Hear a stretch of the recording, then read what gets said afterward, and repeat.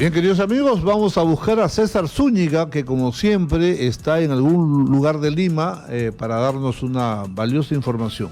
Adelante.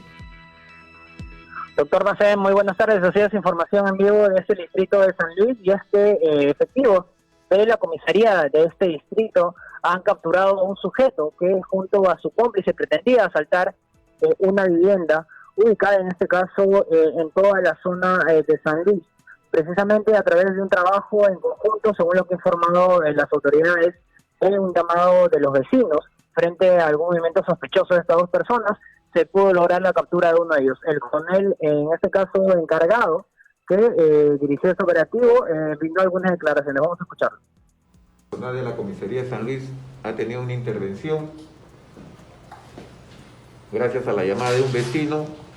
Comunicó la presencia de un vehículo sospechoso en la urbanización Los Reyes de este distrito. Personal inmediatamente dispuso que personal policial se constituya a la misma con la finalidad de identificar a los ocupantes de este vehículo. Al momento de aproximarse al vehículo, los motociclistas y el personal policial, el vehículo ha emprendido la fuga. Esta urbanización tiene una puerta de acceso. Los vecinos, al percatarse que el personal policial estaba en persecución, han cerrado la puerta, lo que ha impedido que de cierta manera el vehículo se dé a la fuga. Entonces se ha producido una persecución en el interior de la urbanización. El personal policial ha efectuado algunos disparos disuasivos al aire con la finalidad que los ocupantes procedan a detener el vehículo. El vehículo se ha detenido, el conductor ha sido...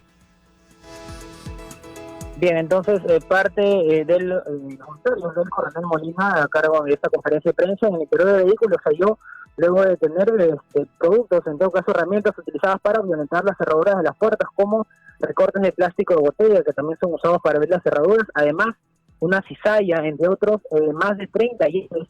Incluso se halló una réplica de arma de fuego. Esta persona ha sido identificado como Francis Michael Ore Castro, de 33 años, el cual fue detenido exactamente en la intersección de directamente la urbanización Los Reyes, donde se montó esta persecución. Entonces, la información que se tiene a esta hora de la tarde de este distrito de San Luis. Con usted en el estudio, doctor Martín. Ok, ahora nos vamos con Jani Martínez. ¿Cómo está, doctor Macé? Así, muy buenas tardes. Información en vivo desde el distrito de Chorrillos.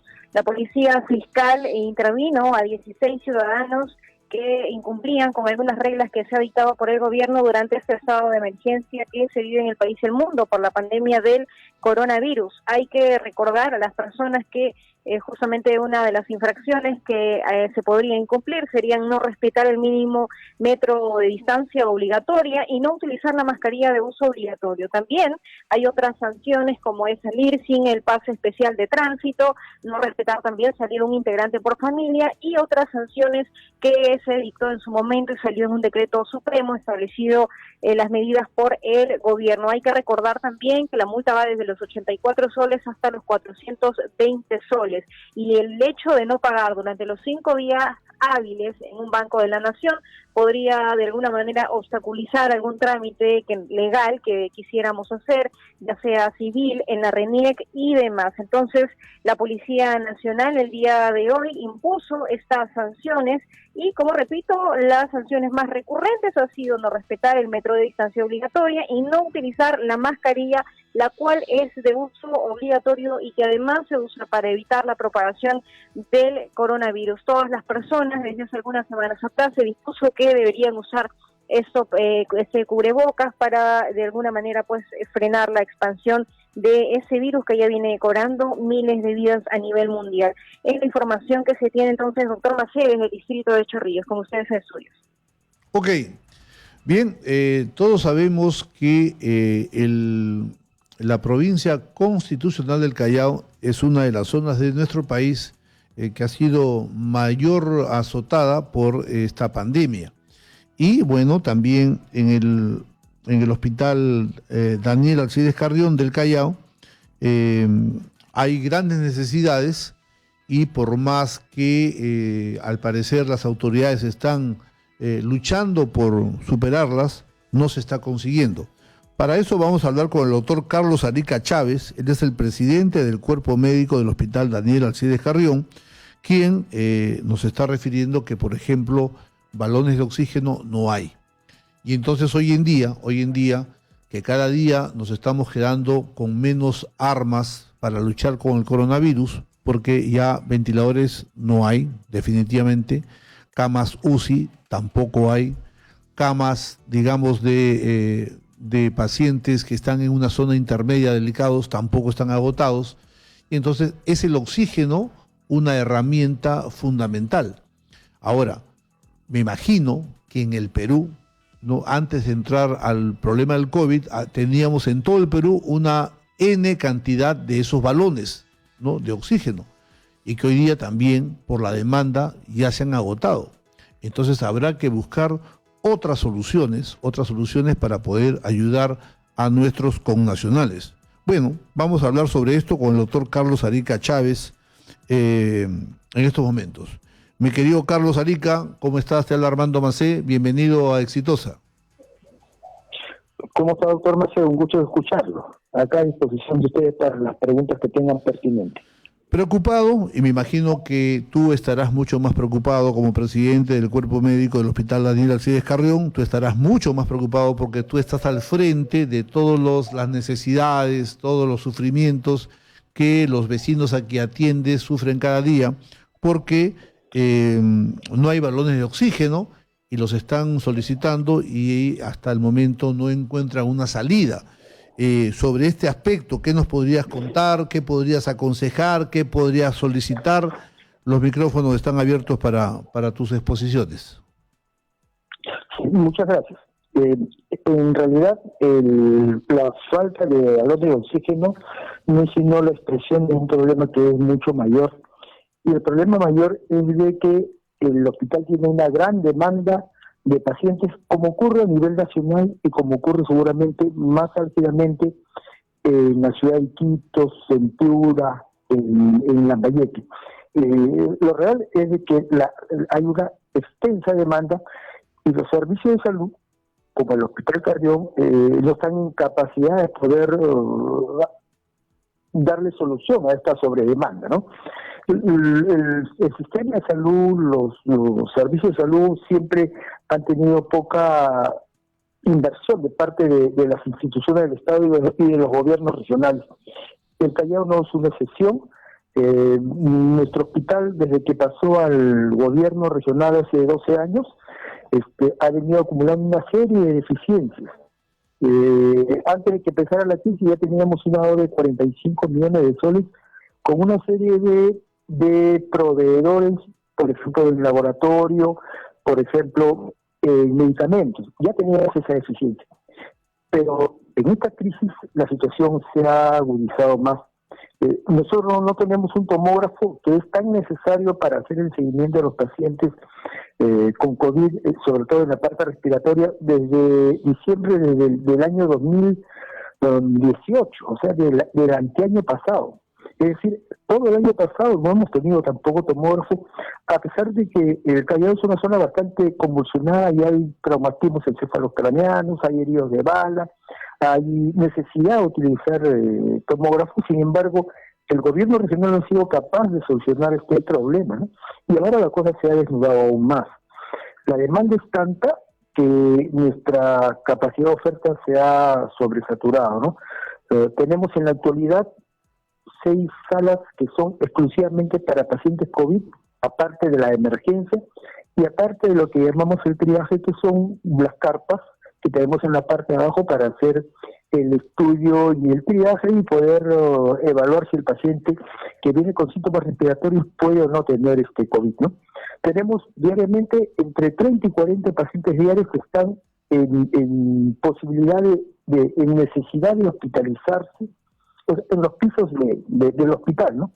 Pero que no pueden acceder a hospitalizarse porque no hay camas disponibles, porque no tenemos oxígeno, como ocurre en otros lados. Y lo llamativo aquí, lo preocupante aquí, es que estando escasamente a 30 o 40 minutos de Palacio de Gobierno, esta situación se dé, ¿no? El Callao es una región, es provincia constitucional, tiene un presupuesto aparte y sin embargo el gobierno regional no ha sido capaz de manejar este presupuesto.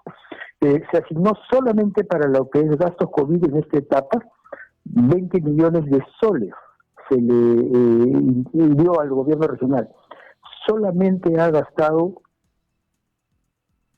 el 30% de lo que estaba destinado, ¿no? Es como si en la circunstancia actual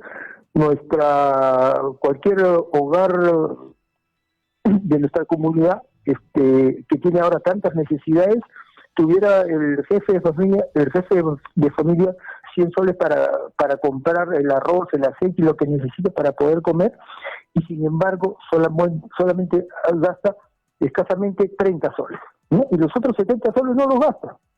O sea, habiendo tanta necesidad, y esa es una afrenta a la salud pública en el Callao. ¿Cuál es la respuesta de la población a esto? Hace 2 días, nuevamente, hubieron agresiones al personal médico, de enfermería y técnicos que trabajan en el hospital. ¿Por qué la gente agrede al personal? Porque tiene la expectativa de que su familiar, una vez que llega al hospital, tiene la expectativa de que pueda ser tratado de la manera más conveniente. Pero cuando se enfrenta a la falta de oxígeno, cuando se enfrenta a la falta de medicamentos, esto prácticamente desborda su expectativa, pierde los papeles y entonces descarga esa molestia contra el personal. Y entonces no solamente tenemos que luchar contra la infección del virus, ¿no? No nos olvidemos que hay en la actualidad 34 médicos que han fallecido. Han fallecido enfermeras, han fallecido personal técnico, han fallecido más de 100 policías, ¿no?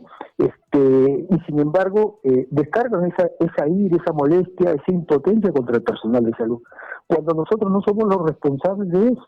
O sea, hay una responsabilidad que viene desde el gobierno regional y un comando regional de lucha contra el COVID que en verdad no existe, no han tomado las prevenciones del caso para establecer una lucha como debe ser, porque este enfrentamiento a esta pandemia tiene que darse desde el primer nivel, y el primer nivel significa desde los centros y puestos de salud. Allí hay personal que está capacitado para detectar el problema de la infección, pero no solamente tienen que estar capacitados, sino también hay que proveerlos de equipos de protección personal que no lo tienen. En el Callao no lo tienen. Hay en los centros de salud gente que trabaja en la sanidad y que está cayendo todos los días enfermos. Y entonces, como en el hospital ocurre que caen enfermos, se tienen que retirar de trabajar y dejan ahí un hueco en el trabajo, que no puede ser suplido por personal porque no tenemos personal de reemplazo. Y entonces nos falta personal también, ese es un problema que es sumamente ácido. Mire, nosotros tenemos un hospital de campaña que se ha instalado más o menos hace unas 6 semanas. Funcionó 7 días o 10 días probablemente. Y desde entonces no funciona porque no hay personal. En algún momento, este hospital de campaña que tiene 40 camas, tiene 4 camas para UCI, en algún momento tuvo como 25 o 27 pacientes hospitalizados y solamente había una enfermera para dar el tratamiento y para hacer el control. Es imposible que con una enfermera pueda manejarse un contingente tan grande de pacientes. Y no había disponible ningún médico para que pudiera hacer atención ahí. Los médicos estaban en las salas que están en la estructura del hospital. Y entonces este hospital prácticamente no funciona, ¿no? O sea, es un desperdicio que se está haciendo porque no hay personal. Okay. En el Callao es donde se invierte menos en lo que es salud. Doctor Arica, sí. Una consulta. Y dentro de esta problemática que usted vive allí, ¿cuáles serían las principales sugerencias, peticiones? Porque dentro de esta larga lista de situaciones, yo me imagino que ustedes dirán, bueno, voy a hacer una lista de sugerencias básicas para poder mejorar esta situación.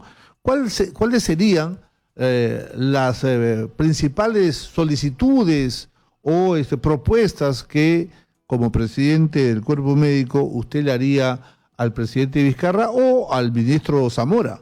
¿Qué cosa usted le pediría concretamente o de repente al gobierno regional del Callao? ¿Qué cosa le pediría frontalmente? El médico ha tenido una visión bastante integral del problema. Hay que cortar el grado de contagio, creo yo, en dos niveles. Un primer nivel es a nivel comunitario. En la medida de que haya más pacientes que se infecten, va a haber más pacientes que acudan a los servicios de salud.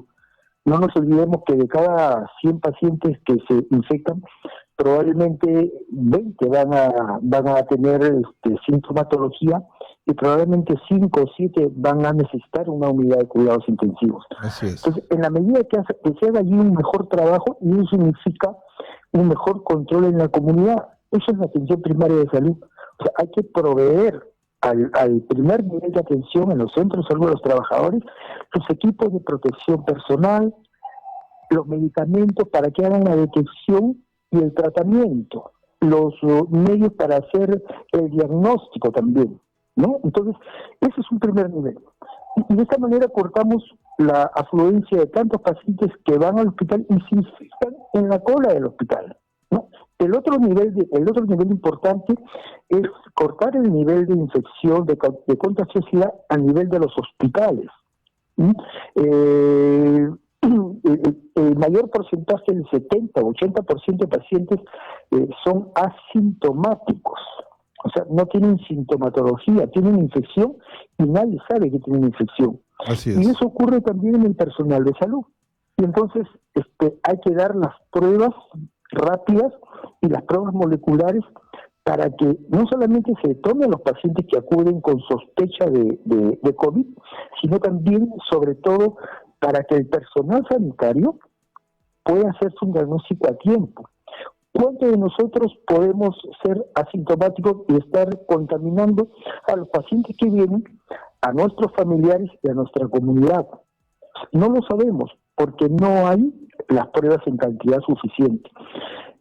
Hace una semana aproximadamente nos dieron escasamente 1000 pruebas para hacer en el hospital, 1000 pruebas, ¿no? 1000. Y en este trabajo, esas pruebas tenían que utilizarse en los pacientes y tenían que utilizarse además en el personal que está en la primera línea de lucha, para poder, si es que está infectado, sacarlo momentáneamente del sector donde está trabajando, mandarlo a su casa y que pueda recuperarse, ¿no? Pero si no se hace esta evaluación, ¿cómo se puede cortar la infección, ¿no? Entonces, eso es solamente en lo que respecta a cómo cortar el grado de infección, pero además necesitamos urgentemente la provisión de medicamentos y sobre todo de oxígeno. La gente se está muriendo porque no hay oxígeno. O sea, nosotros tenemos usualmente 120 balones de oxígeno que son del uso permanente. Ahora necesitamos por lo menos 160 balones de oxígeno, porque en el transcurso del día estos se van agotando y es realmente estresante y deprimente ver cómo el personal que trabaja en los pisos ve que se está agotando el oxígeno en un paciente que necesita el oxígeno y que de pronto se agota y no tiene cómo renovar eso, ¿no? Y eso es una responsabilidad que es fundamentalmente creo yo, es una decisión de salud pública. El sistema de salud en donde estamos permite, y el sistema social también, ¿por qué no decirlo?, permite que el que tiene más poder económico es el que puede tener solución a sus problemas, y realmente es la ley de la oferta y la demanda, ¿no? Lo que costaba antes una mascarilla, que usualmente estaba, estas N95 estaba en 6 soles 57 soles, ahora está en 55 o 60 soles, está 10 veces más. Así es. El oxígeno está 10 veces más, los medicamentos están 10 veces más. Y esas son decisiones que tiene que adoptar el gobierno, que tiene que adoptar el Estado, ¿no? Claro que ¿Por sí. qué no regresar los precios de los medicamentos a como estaban en el mes de diciembre? Bueno, de todo lo que le he escuchado, doctor Carlos Arica, a ver, hay varias cosas que caen por su propio peso desde el cielo. El primero, que el gobierno regional del Callao, que es uno de los gobiernos que tiene más plata de todo el Perú, debe ser pues más diligente y más eficiente en el gasto para luchar contra esta enfermedad. Segundo, el Callao es una provincia constitucional que está ubicada geográficamente en un lugar que podría ser más accesible a hacer un control para el aislamiento, ¿no? Eso es algo que debió haberse insistido hace mucho, porque los números nos daban cuenta de que en el Callao las cosas estaban yendo mal y allí ha debido ser más cauteloso, aunque a mucha gente le caiga eso pesado, pero era una disposición que no se dio y debió haberse dado. Otro asunto es la forma de dar el oxígeno a los pacientes en los hospitales. Por lo general son bajo el sistema de bigotera, pero en el sistema de bigotera obviamente la oxigenación va del 24 al 36% y ese es un oxígeno que se pierde porque obviamente es un sistema abierto y de repente, doctor, podríamos intentar adquirir las otras mascarillas con ahorro de oxígeno, con sistema interno, e incluso usted sabe tanto como yo que en muchas clínicas hay un sistema de mascarillas que solamente se abren cuando el paciente consume el aire y se cierra cuando no está respirando. Eso hace como que más eficaz para el uso del escasísimo elemento que es el oxígeno. De repente, nuestra capacidad de tener más oxígeno, porque no tenemos más balón, no hay fábrica, entonces llegó a su tope, y por más que quisiéramos, ¿cómo hacemos para que el poco oxígeno que tenemos alcance para más gente? Bueno, una de las mejores soluciones serían pues tratar de sacarle el mayor partido posible al poco oxígeno que tenemos, y eso sería con el uso de 2 mascarillas que todos los médicos conocemos y que de repente habría que ver la forma de adquirir, porque si a corto plazo no tenemos posibilidades de contar con una gran cantidad de oxígeno, el ahorro sería una solución. En fin, no soy nadie para darle consejos, sobre todo cuando usted está en la primera línea de fuego de un sitio tan convulsionado. Confiamos en su profesionalismo, en su entrega, y aquí en este medio tiene usted las puertas abiertas para poder hacer sugerencias, hacer denuncias, hacer reclamos de todo lo que su despacho considere en pro de la salud de nuestros amigos y ciudadanos del Callao. Sus palabras de despedida, doctor Carlos Arica. Muchas gracias, doctor Macé. Efectivamente, yo creo que en estas cosas hay mucho de sentido común, y nuestra población tiene mucho sentido común porque está en el terreno y ve el sufrimiento que pasa cada una de las familias. Mire usted, no tenemos una ambulancia suficientemente implementada para trasladar a pacientes COVID hacia otros lugares. Nosotros hemos tenido en estos 10 últimos días 3 médicos, 2 de los cuales han tenido que trasladarse al hospital de APE para un mayor apoyo ventilatorio. Y gracias al Colegio Médico es que se han hecho las gestiones para poder alquilar con peculio de particular estas ambulancias para poder trasladar a estos colegas, ¿no? Entonces, una ambulancia cuesta tanto. Si gobiernos regionales como el de Piura, el de Lambayeque han podido comprar ambulancias, ¿por qué el gobierno regional del Callao no puede hacerlo, teniendo tantos ingresos? Claro que sí. Estamos desperdiciando cerca de 16 millones de soles que no se están empleando en forma conveniente, ¿no? Entonces, nosotros pedimos, exigimos que el Comando Nacional de Lucha contra el COVID, que dirige la doctora Pilar Masiti, intervenga al Callao, intervenga a este comando regional y pueda ordenar las cosas, porque desde cosas muy sencillas como de prevención, ya lo decía usted, en lo que respecta a la actitud que tiene la población, sí, pues tenemos que repetirla, ¿no? Esa es la población en la que nos hemos criado, con la que trabajamos. Mire, yo soy chalaco y a mí me da mucha pena que mi familia, mis amigos, mis compañeros de colegio, o sea, acudan al hospital y no poder servirlos, y no porque yo trabaje ahí y pueda tener algún tipo de ventaja en poder ayudar a pensar, ¿no? Ese debe ser un derecho de todos, porque ese es el derecho a la salud que tenemos como ciudadanos. Así es. Y esa es la obligación que tienen los que administran y los que dirigen la salud de nuestra población, que desgraciadamente tiene en el Callao gruesos errores. Gracias, doctor. Lamentablemente el tiempo nos ha ganado. Le envío un gran abrazo, mucha suerte en su gestión, mucha fortaleza, y ya sabe que aquí las puertas están abiertas de par en par para todos los médicos del Callao. Gracias. Muchas gracias, doctor Maceo. Un saludo también a su público. Muchas gracias. Hasta luego.